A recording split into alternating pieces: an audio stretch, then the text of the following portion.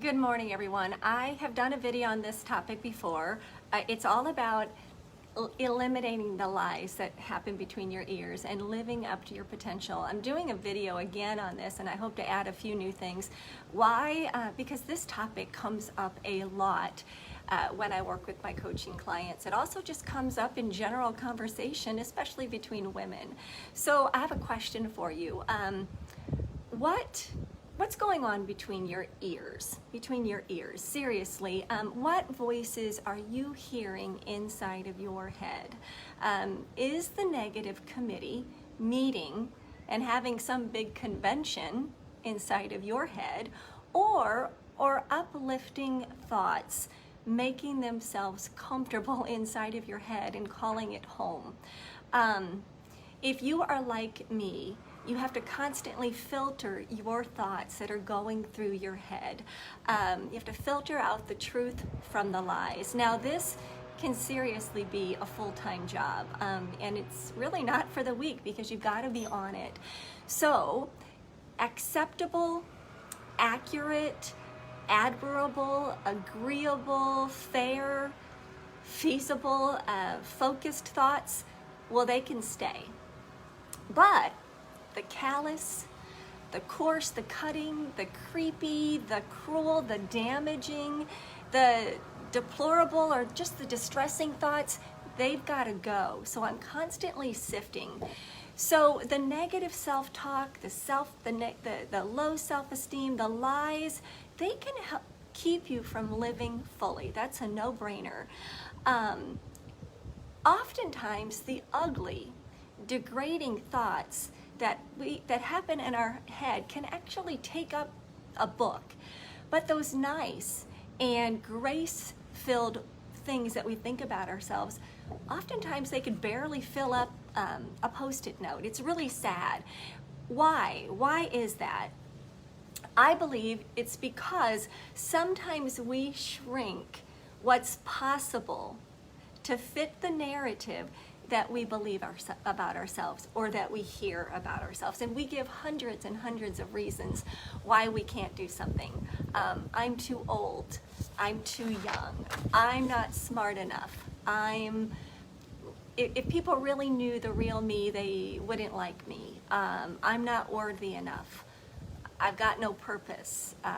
I'm not pretty enough. My past defines my future. All those lies. And we've got to make our mind. We've got to turn those lies on their head and expand our thinking to believe great things about ourselves, like anything is possible, or everyone deserves do-overs and second chances. You are a masterpiece created by the master. Confidence looks really, really good on you.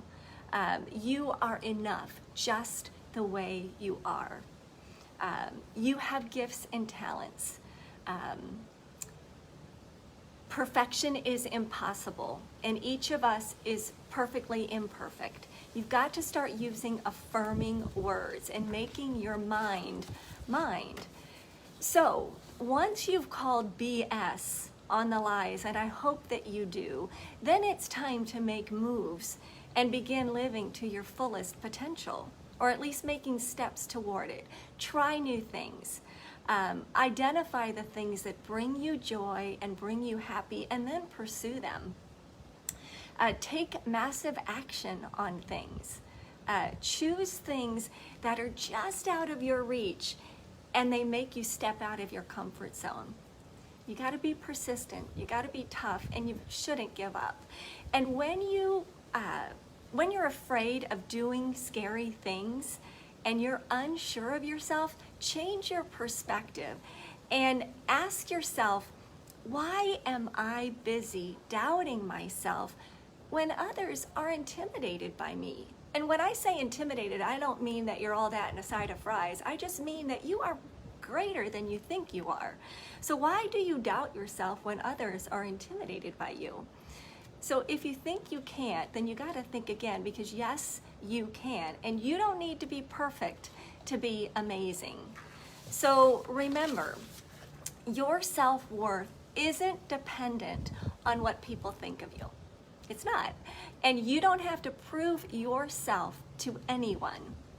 And you're not being rated, you're not being voted on, and you're not up for review. And I can say these things because that's what I used to think. That's what the negative committee told me.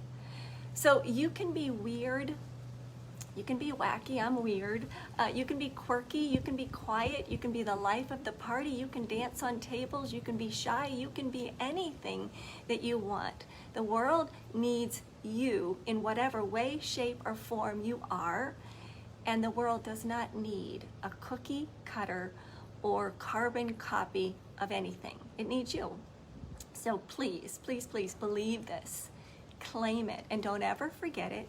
And then, this is the best part, then laugh, because that negative committee that was once in your head is going to see you and watch you from the sidelines, and they're going to watch you as your confidence soars, and it's going to tick them off.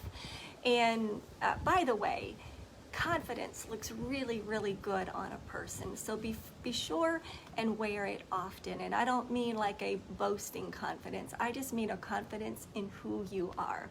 So I hope that you enjoyed this video. If you got any value out of it and you feel like somebody else may need those words, like I needed those words and still need these words sometimes, then go ahead and hit the share button or just share the video. Otherwise, leave a comment below and let me know what you think. But most of all, thank you so much for watching.